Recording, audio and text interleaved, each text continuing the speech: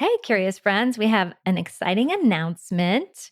We, Sarah and Jane, are doing a course together coming up. It's called Empowered Mediumship. It's for the beginning mediums or anyone interested in how mediumship works. And we will be teaching you how to tune into your intuition. We'll teach you tools to feel safe while you're perceiving energy that isn't yours, and how to connect to divine energy and loved ones across the veil. So how do you find more about this, Jane? Just head on over to mediumcurious.com and you can sign up right there. And we can't wait to meet you. Woo.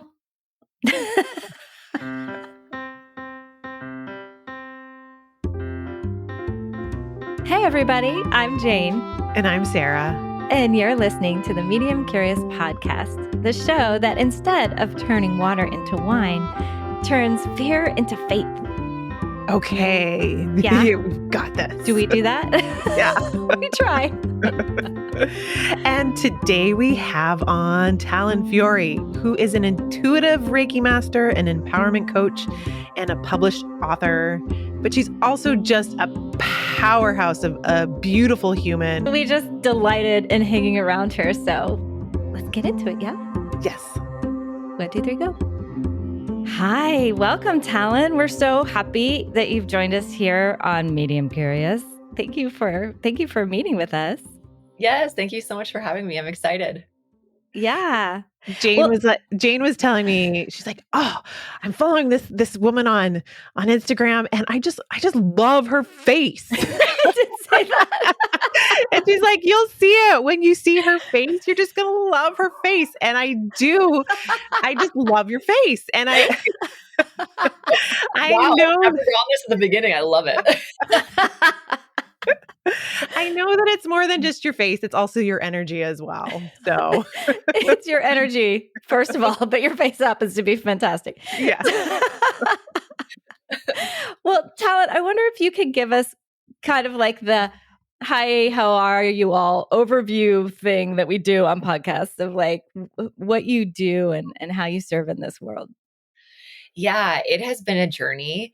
I find when I really boil it down, what I'm here on this earth to do is to empower women to reconnect with their highest potential and their power. I have felt so disempowered so many times in my life, and I have gone on that long, dark night of the soul so many times by myself for years and years, so much money. And so it's just, I like to use everything in my tool chest to help people, whether that's Reiki, because I'm a Reiki master, or creativity. I've published several books, but I just like everything I do. I think everyone learns and experiences through different mediums. So some people want to hear, some people want to do it, some people want to watch. And so I'm just trying to really immerse myself in every single type of medium, but to really infuse Reiki in everything I do. Because Reiki, if you guys don't know what it is us being connected to universal life force energy, but it's really unconditional love. Like, it is so common when I tune someone to Reiki, it's like a 3-minute thing. It is so wild seeing someone's lights come back on, and most people cry because it's that feeling that we're all searching for of coming home to ourselves. So that's what I'm out here doing, is just trying to lead people back to themselves. Oh, God, that is gorgeous. Thank you for diving into Reiki right away too, because that's, sort of my context for you, or how I found you. And I, taught myself through your Instagram, the Reiki clearing, the Dry bathing. Dry bathing. Yeah. So we'll just, listeners, we'll put all of this, of course, in our show notes, but you're obviously a teacher soul, and you have these, amazing clips on Instagram that, in a few seconds you can have a powerful clearing, or you can have the clarity that you've already just brought us today. So your teacher vibe is pretty gorgeous. And there's this cool light happening like in a reflection above your head. Are you seeing that? Isn't that cool, Sarah? That like just happened. Oh, this one's going to have to go on YouTube. So Talyn, so how did you find your way to Reiki? Like, what brought you into this beautiful art form? Like so many people, a rock bottom. I lost my father suddenly when I was Mm. 18 and was just so not equipped to handle that 2 months into college. Mm. So I basically just stuffed it down, just became really kind of surface level social, had a lot of fun, like had a lot of fun in college, drank a lot, got good grades, but I wouldn't say it was very fulfilling in any type of way now that I know what fulfillment feels like. And then I entered into a relationship, and it was unlike anything I'd been in before. Everything I'd been in before my dad passed was quite healthy. I was treated well. And this relationship was quite codependent, at least on my end, because when the void of that father happens, something happens in the romantic relationship where that person becomes like the man in your life. And Yeah. I was putting so much pressure on this human. And there was also a lot of toxicity. But I know, in hindsight, it was divinely orchestrated because that breakup nearly killed me, to be honest. Mm. And I Yeah. remember thinking, how is this worse than my dad dying? Like, I remember feeling so much shame. And then when I went and saw a therapist, she was like, this is your dad dying. You have not Yeah. dealt with it for 7 years. This person treats you like your father did. And it was just like this massive aha moment that I kind of got consciously, but I was still so depressed. And throughout that 4-year relationship, my self-worth was just like ground down. Mm. And luckily, my mom, who's conscious, was quite scared kind of from the sidelines. So she got me a meditation little membership for 2 weeks in LA. And I went, and it was, I honestly used to be the type of person that would like make fun of me now, which I just find hilarious. Like in full like honesty. I Yeah. used to think, wow, vegans are like losers. And like I was a vegan for like 7 years. But I went, and it was like in this darkness of depression, grief, all of it, the light came on for that 1 hour a day while I was at Mm. this meditation studio. For me, it actually started with breath work. That was like my entry point because I had so much anger and I'd never allowed myself to cry up until that point. So it was like just Wow. pouring out of me. And then, yeah, I'm a bit of an extremist, which I know about myself. So the second that I found spirituality, I just was insatiable. I was Mhm. like retreats, yoga, every book under the sun, every plant medicine you can do. I just was hungry. And Reiki actually came, I think, maybe 6 years into my journey, maybe 5 or 6, like more on the latter half. And I never planned to be a healer. I did it during COVID just to kind of work on myself. And it became this thing that kept like tapping, I guess, if you could say. It was like I did it for myself, but then I was working on someone and I heard a message come through for them. And I was like, that's never happened before. And it kind of was like, oh, maybe this isn't just for me. But Yeah. I kid you not, I kept pushing it away. I was Yeah. like, no, I'm going to be in Hollywood. This is my dream. And it would kind of show up and be like, hey, and I'd like, hey, I'll like do a little bit with it. I'll open a practice. And it just blew up. And then Mm. still I was like, no, no, no, no. Like, even though it felt so good, there was still so much of me that like had this, my validation and my worth still so attached to this Hollywood thing Mhm. that I like couldn't put it down. And it's so funny because this, when I finally put it all down and like picked Reiki up, my life completely changed. And Wow. it's, when my practice started, the content started, this whole I've been traveling for like almost 2 years now, all over the world, just like experiencing. And I find that that's the case a lot of the times is that it's called a calling for a reason. You have to Yeah. be the one to listen to it. And Right. so that's kind of how where I'm at now. Wow. I love it so much. So good. I And you've answered the call. I mean, that's so beautiful. I think a lot of people too are looking for that, Mhm. trying to figure out what their purpose is. And it sounds also like you're helping people do that for themselves as well. Yeah. Yeah. I definitely understand that feeling. I think also too, I think it's so amazing that there's so much like self-help, like readily available now. It's so different even when I started 8 years ago, where it's just like you can find anything about anything immediately. And I think there's sometimes so many like conflicting views. It's Yeah. like, go through the discomfort. And then you have like Abraham Hicks that's like, no, just stay in the high vibration. Like there's Right. all this confliction. And I think that both are true. I think that's what I've learned on my journey is that kind of like there's truth in everything. Discernment becomes so massive the Word. farther you go on the path because I was taught, like follow your passion. That's what your purpose is. So for me, that's always been acting, movies. And I got so far so many times. I almost got a show I wrote made, and it was so exciting, and it kept falling. And then this thing that I keep or used to like not look at was just kind of like a tree that was just growing. And I was like, no, I want this little bush to grow, I think the discernment comes in of paying attention, I guess the maturity of paying attention to like what is working. Yeah. And then I also believe that like both are true. Like I'm writing a novel right now that like my goal is for it to be made into a movie, but it's such a different like way in than before. So it's like I think that both are true, but I had to go on such a deep journey of getting out of my own way.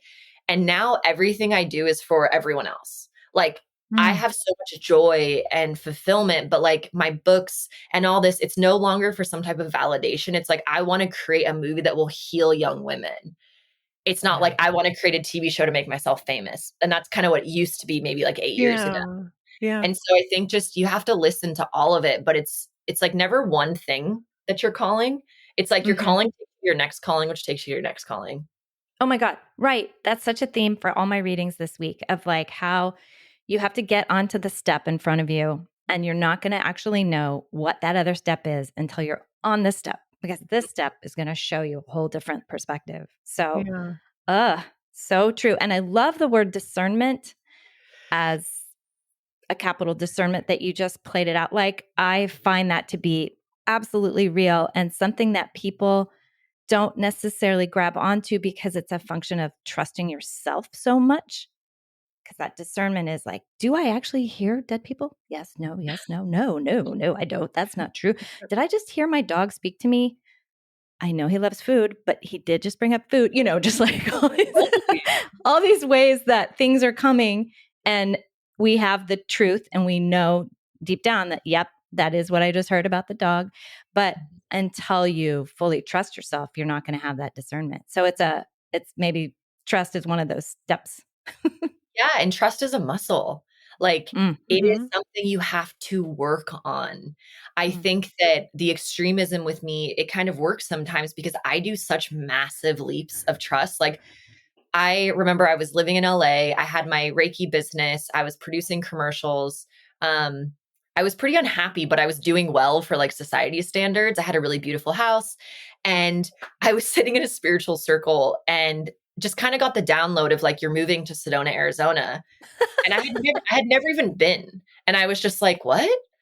And then all of a sudden it's like, I couldn't stop thinking about it. And I was like, I think I'm moving. And everyone's like, what do you mean? Like you're in LA, like you're an LA girl, like you're trying to do this thing. I'd been in LA, I think almost like 7 years at that point, minus being gone a little bit during COVID.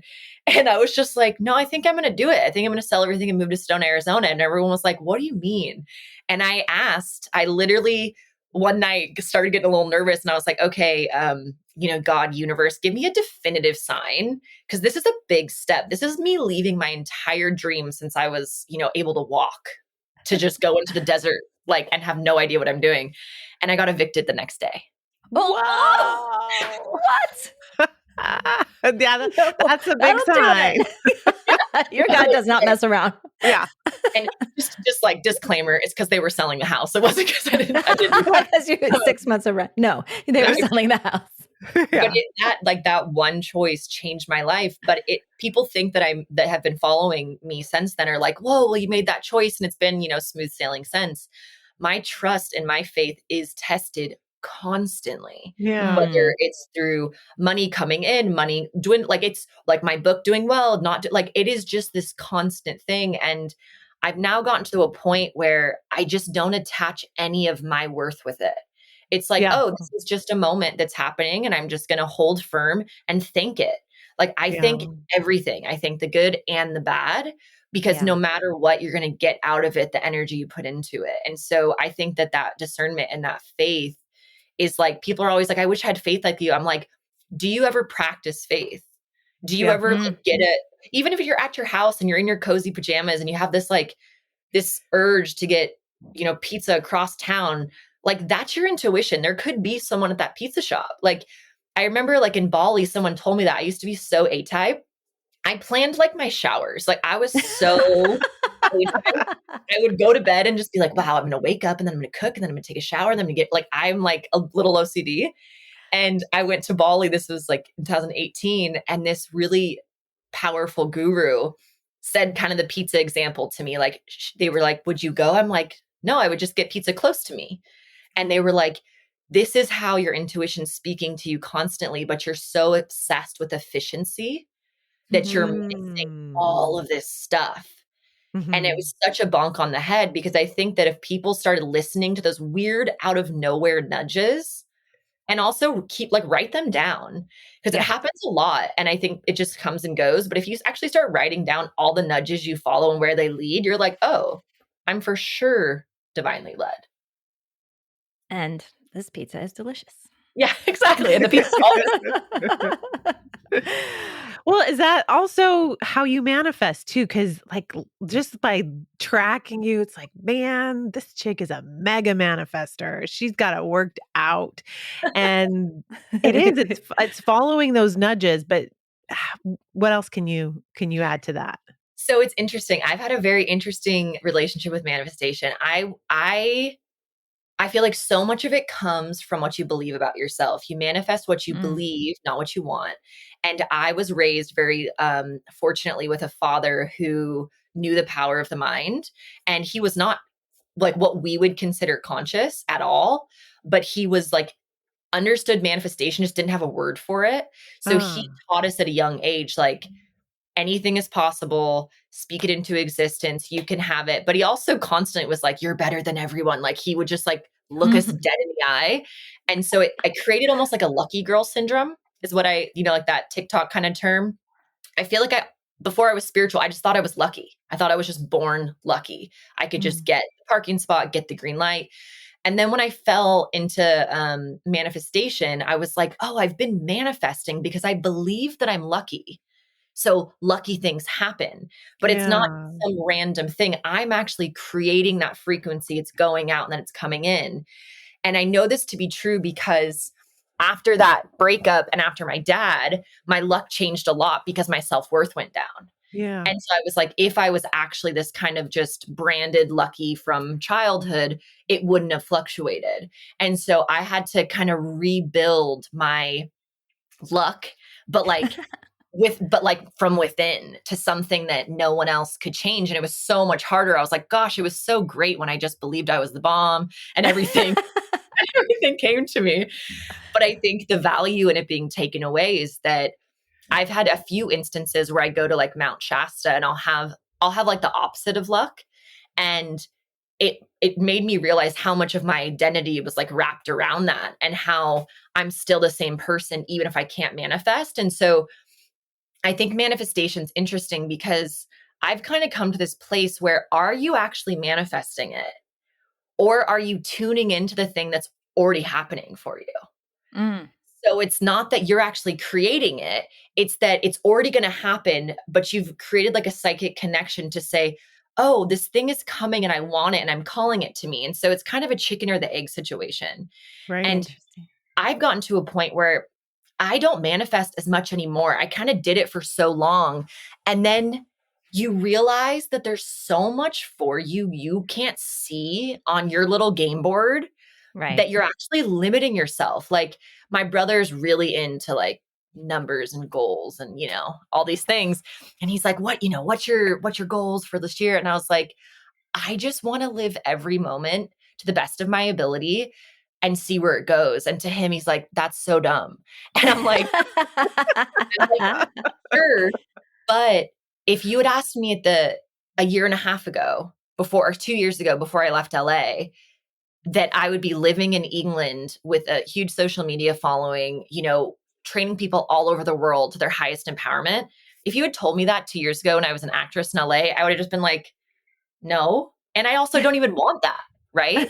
Right. So I feel like when you allow yourself to surrender fully to God, you actually just get out of your own way and you just enjoy the journey instead of the destination. I know it's so cliche, but I feel like with manifestation, sorry to get back to your point, is you have to do the work to have self-worth. because you can learn how to manifest something really quick with all these little hacks. You're not going to hold on to it because it matches your vibration because you've kind of tricked it. And then you have it, you're going to lose the guy, you're going to lose the money, you're going to lose it because you haven't actually become it. You've kind of tricked yourself for a moment, and it just all really boils down to self-worth. Mm-hmm. And then I feel like the collective energy with the age of Aquarius is changing so much now into moment to moment and to surrender. I don't think it is like it used to be where you can kind of just plan it all out. Like things are just really changing moment to moment now in the world. Yeah. And I mean, that speaks to the discernment that you were talking about earlier, just following those nudges, following that voice that you have. I mean, both Jane and I, we've talked about this, like that, we've got that, like that little voice that we hear telling us like, no, look at this, or talk to this person, give this person a call. So and I love how you tie that in with your self-value and your self-worth, because really knowing that we are divine, that we are a part of the God energy is also what helps bring us what it is that we are. Yeah. Well, that's kind of the trust piece, right? Like if you go to the place where you're like, well, if I'm just a little chunk of God wandering around, then that little chunk is blessed. And then if I feel a big no to something that I really should say yes, but I really feel a no, but I really feel like I should say yes based on money, blah, blah, blah, blah, blah. You're going to trust your no because you're a chunk of God. I mean, just to oversimplify it, but there's sort of that self-worth is a tricky one because I think it's hard for people to totally own that. Like, I feel like that's a whole other topic, and come on back, Talyn, and we'll talk about self-love again, because it's so juicy. And I feel like all of these beautiful things that you've already brought us today sort of, play into what is a self-conception and self-love. But then there's also, and I'd love to hear more about facing down the darkness or facing down the gunk that sort of slides in between you and your dreams, or you and your ability to trust yourself and your discernment and your da-da-da-da. Because I feel like for me anyway, it's up. I don't know if that's Age of Aquarius too, but I feel like anything that's sort of clouding the lens.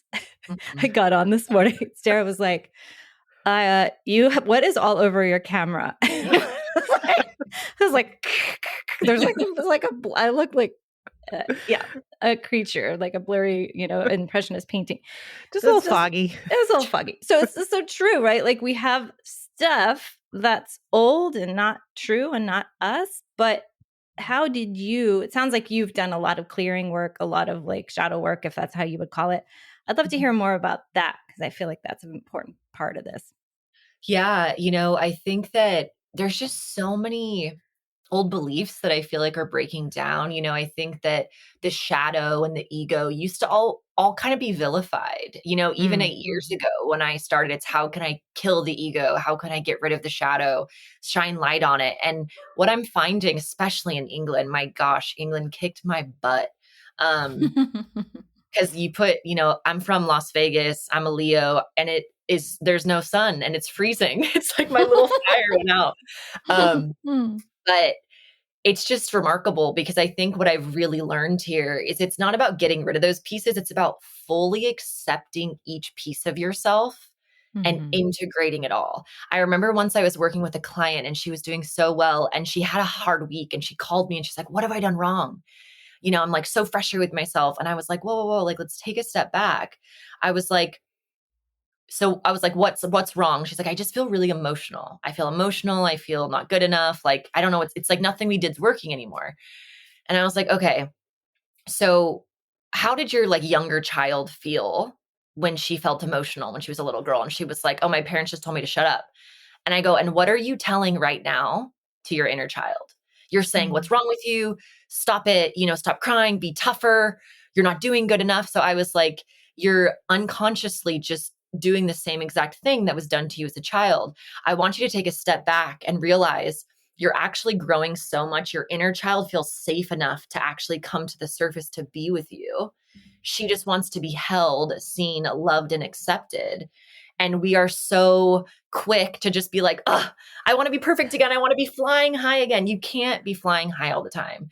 I always tell people, if you learned all the lessons and were fully integrated, you die, because you're like, this is a You're done. school. We're Yeah. here. So like, if you were just like, oh, like bye, like next level where you're going. And so I think what I've learned is really sitting in the darkness, like literally, like literally in England, but also just metaphorically, of what is in there that we're all so afraid of.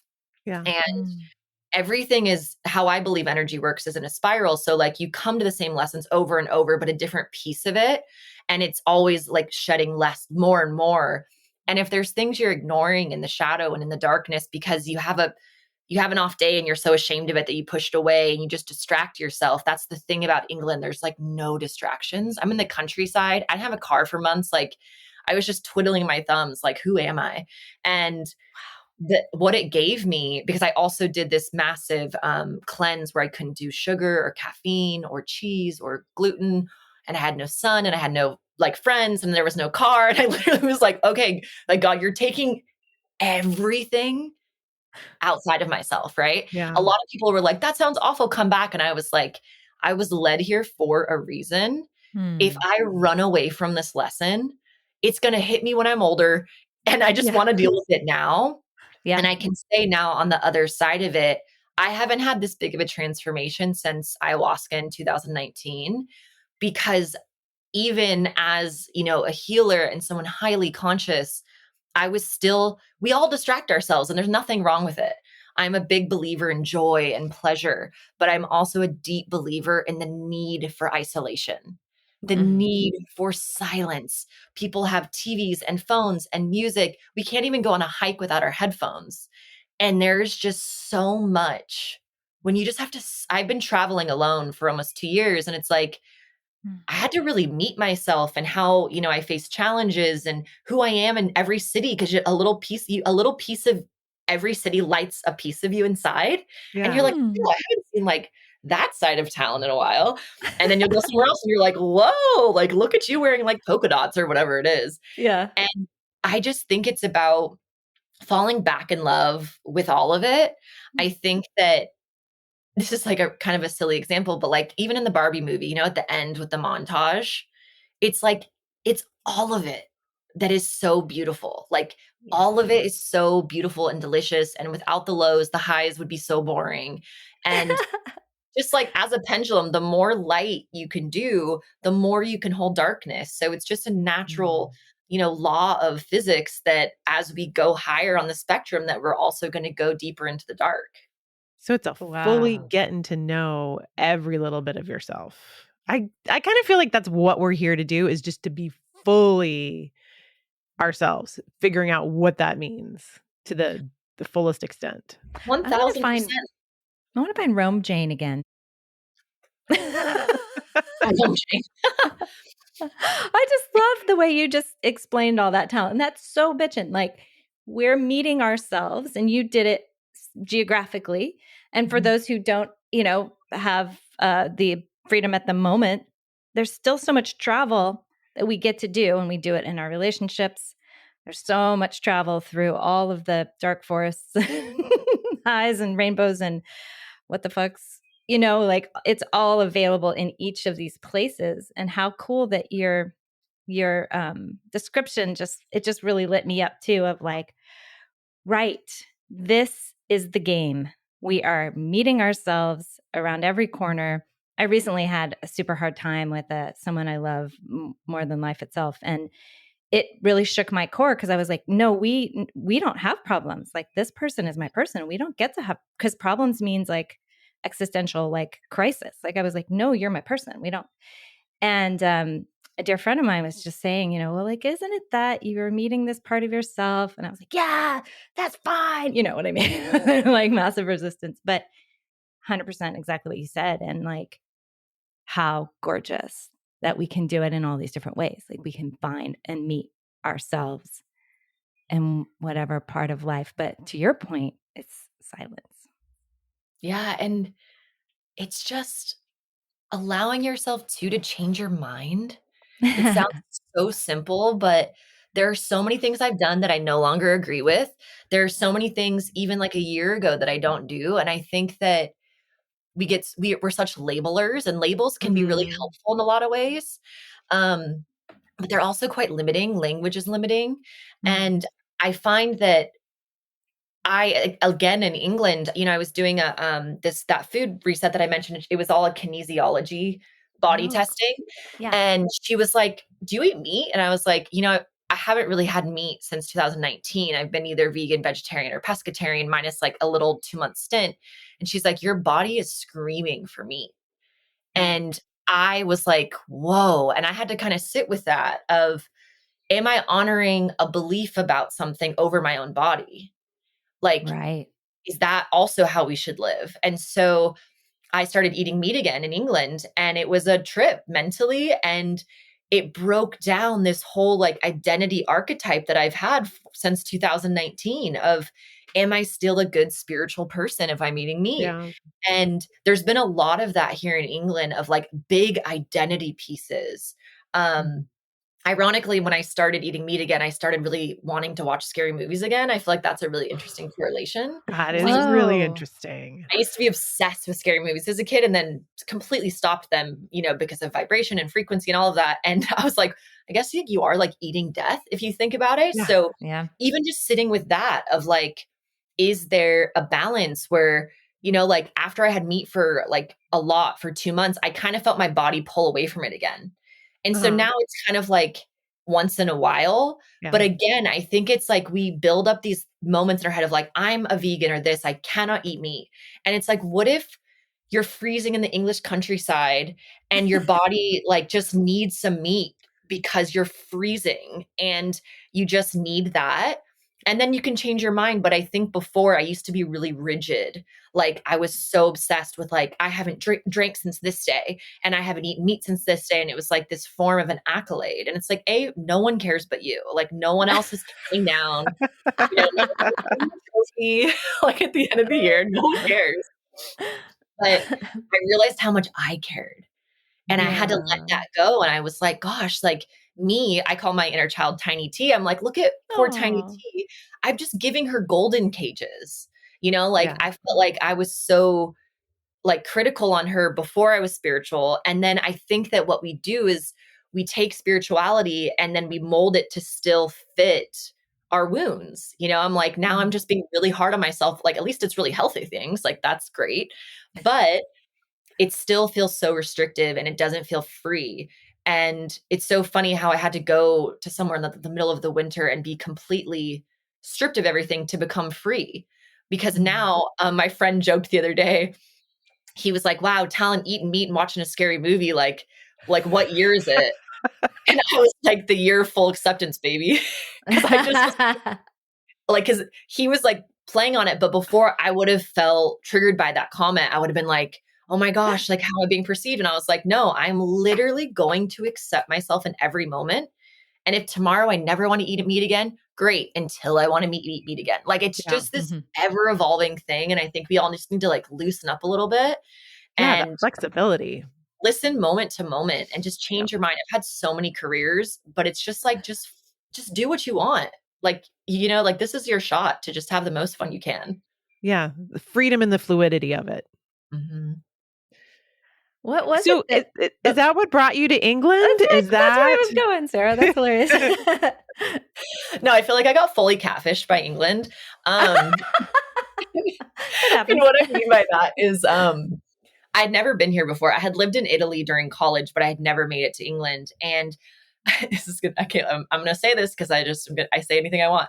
I feel like there was such a romance about England from like American movies. Like it was always just like beautiful and kind of felt like romantic. And like the men were incredible and like everything was picket fences and like stony. I don't think I realized how cold it got. Um, and so yeah, when I say I got catfished by England, I mean that I have a beautiful relationship with God where I think that God knows what I want. So he will say, "Hey, what you want is over here." And I will go and it is not there, but what is there is exactly what I need. But Mm. it's not always dressed so pretty what I need. And I'll be in the middle of it like, I see what you did there. Cause I wouldn't have come if I If had I'd known. known. If I had Yeah. known this is what we were doing, I would not have come. But that's where I'm talking about with my surrenderedness now is even when I'm in there, I trust God so much more than I trust myself. And I trust myself a lot. But if it comes down to which path I'm going to follow, it's always going to be God. Like I got, a ping to come to England and it made no sense. Like there was no work here. I was coming in September, the end of the summer. I didn't know anyone here. I was in London for a bit. And so kind of the only thing that I felt was like, ooh, I feel like it's like always romantic in the movies, like that was kind of the only thing I had. But then this whole massive life transformation happened over the last 5 months. So I feel like when I hear a ping that doesn't make sense, I know it's God because I wouldn't just choose to come to England, like kind of without any type of infrastructure, because there was a lot of figuring out that I had to do when I got here. Sounds like it. Yeah. I'm so curious when you say ping. I feel like I get that, but maybe you can help our listeners better understand when you mean you got pinged. Yeah. So with me, pings, they tend to come in a knowing that comes out of nowhere. Kind of like with the Sedona thing. I was sitting in a circle and I don't really hear it as a voice. It's more of just like a knowing. And then I hear my own voice in my head say something, but it's the out of nowhere that usually to me is like the hey, pay attention to this thing. And so then once I kind of notice it, everything in my environment starts informing it.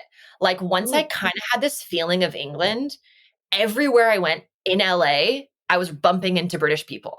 And that's of them there. And it was like my friends and I like started getting like, we were like, this is insane. I was like, hey God, I hear you. Like I'm going. And so it always starts here. But then, yeah, I'm a big signs and symbols person. So I think that it just kind of keeps pushing and pushing. And then if I ask for clarity, I do usually ask for clarity outside of myself. Just because I kind of like to see what God can make happen. Right. That's the synchronizations, right? Yeah. So, following those synchronicities. Yeah, exactly. So you met a bunch of British people in Los Angeles, which is not a thing because I lived there for 8 years and I met one. What else happened? What was another outside way that you felt like, did a castle like drop in front of you or something? Or no.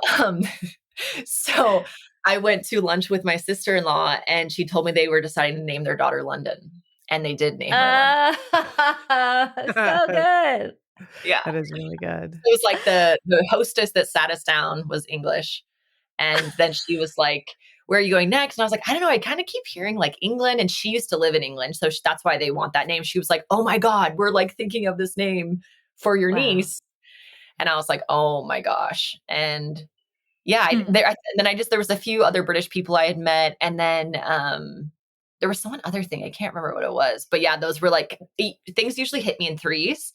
Yeah. If I have a hunch I should do something, and then I have signs, if there's three, it's like literally it could be, like walk the desert alone. I would do it if there were three signs to do it, just because like that's how much I trust. And I'm also obsessed with the number 3.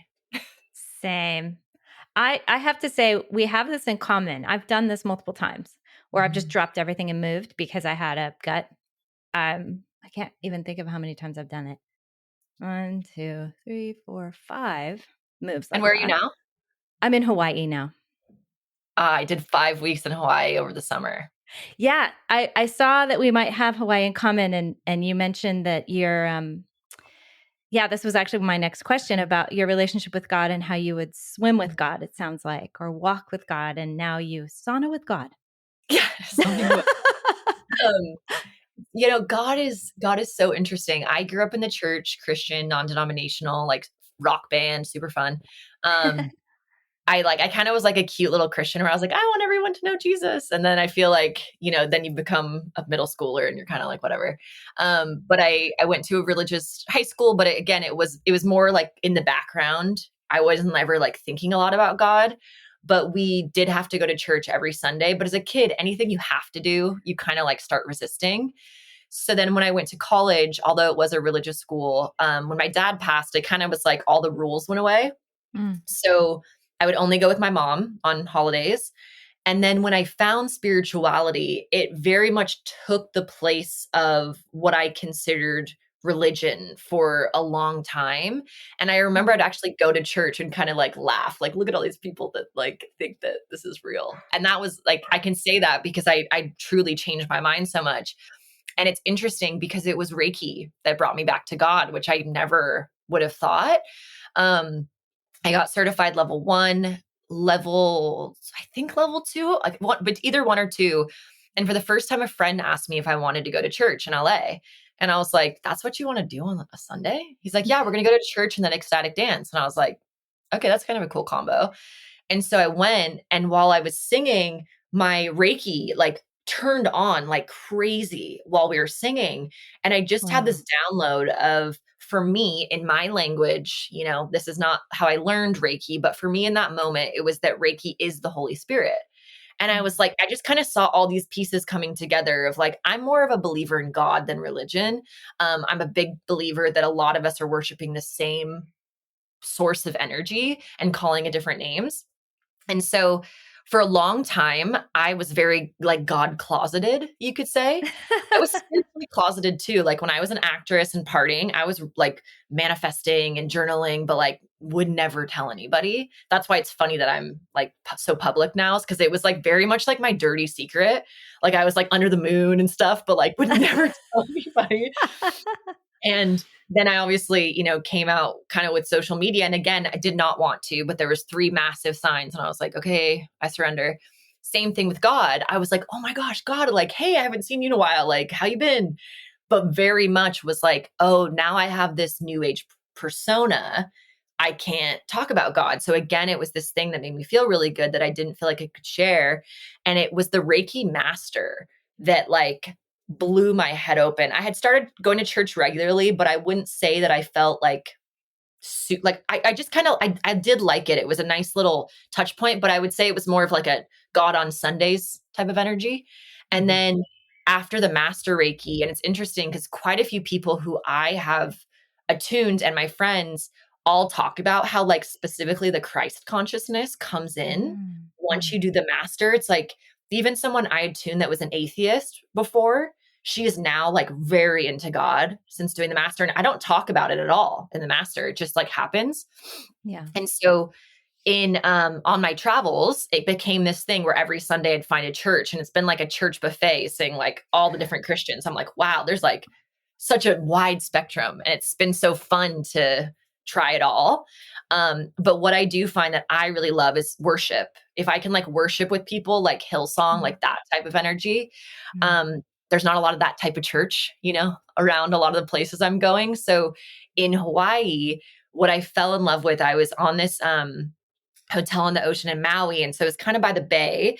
So it's like kind of rougher waters and there's like no one there. So what I would do is I'd put in my headphones and I would go into like here and just blast worship songs. And I'd be like dancing and singing. And there was definitely a few times where people were filming me, but I was just like, whatever.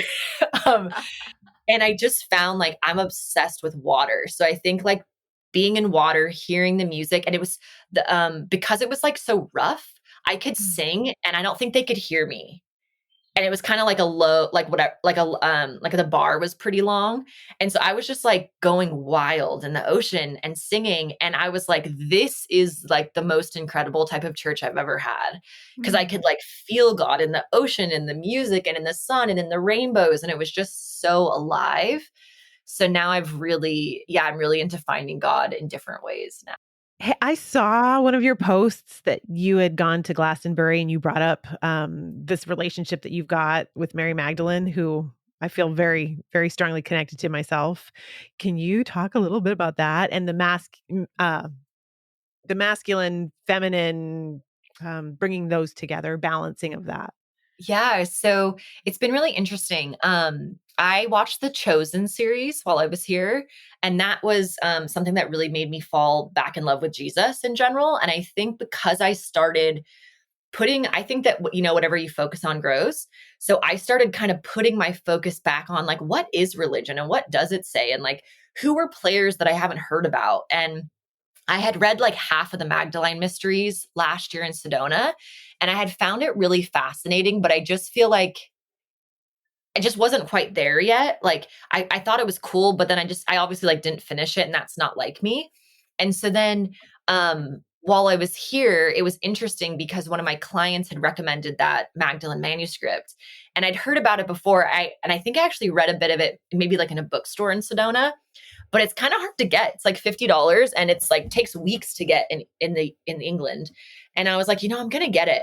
And so all of a sudden, I just started really thinking about like, who was Mary Magdalene? Like, was she married to Jesus? Like, what is true? What's not? Why was she pushed down? Was she a prostitute? And then my friend, actually one of my clients in LA, who's also a friend, was like, we were talking about maybe going to Glastonbury. I just knew it was a spiritual place. And then she booked us this tour, and it was literally all about Jesus and about Mary Magdalene. And it was so interesting because that has been such a big piece of my England journey, is like kind of looking at these things that I haven't ever looked at before.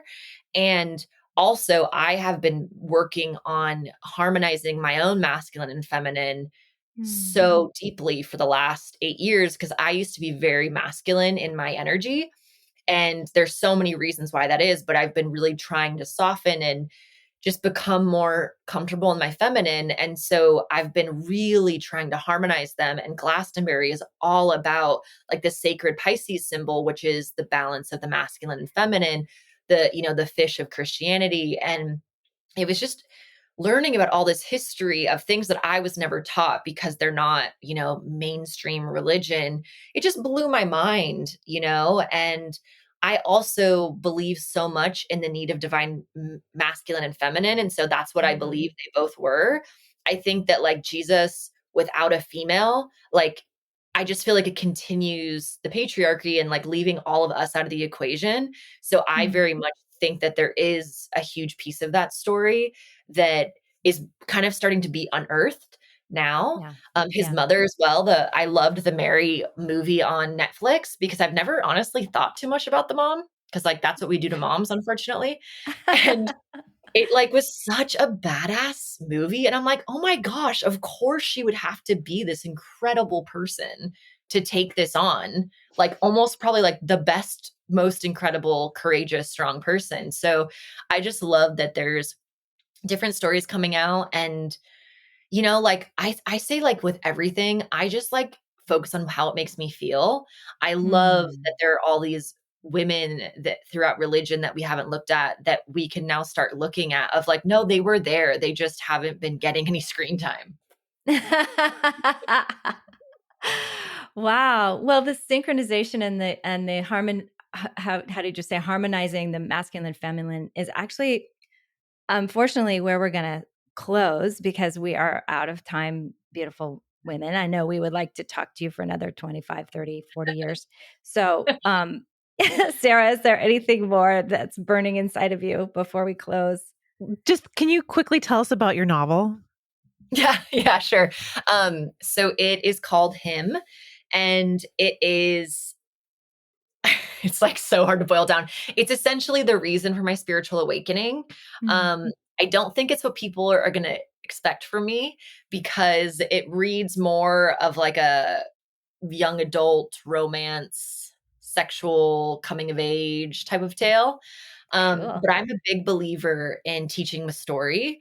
I know for me, like The Alchemist, like I could tell you that story over and over and over, because I think that our brains, cavemen sat around a fire and told stories. That's how we used to be taught things. Yeah. And I love self-help books. Don't get me wrong. I read them constantly. I don't think that I retain them as much as like a show that you watch that like hits you, or The Alchemist or something like that. So one huge thing that I want to do is to teach through story, and to not have it be like a corny story that like only a self-help person would pick up, like a legit, delicious, fun, flirty, hard, deep, like all the pieces of me essentially, but in a novel that anyone would pick up. But it happens to be infused with Reiki, and there is a deeper message, but it's not going to like knock you on the head and like try to jam it down your throat. It's just like, hey, this is a story of what happened and it changed my life. It's also like really great to read. So that's kind of my goal. Yay, excited. I can't wait. Oh, well, thank you so much for taking the time to meet with us. It's beautiful to hear your journey. Your spiritual journey is quite inspiring, and I can't wait to continue to follow you and celebrate your bravery and your trust and your discernment, and just Yeah, thank you for super being inspiring. such an important teacher out in the world. So, And you guys were yeah, incredible. Thank you so much for having me on today. of course. Take good care. Get warm Thanks. out there. Yes. Bye. Bye. Medium Curious is made possible By Jane Morgan Editing. Sarah Rathke made the amazing music. Mixed by Podcast Engineers. And you can help Medium Curious by downloading the episodes. And following our socials. And please subscribe to our newsletter on mediumcurious.com. And the dogs under the desk in Hawaii are Kalea and Domino. And Trixie in California.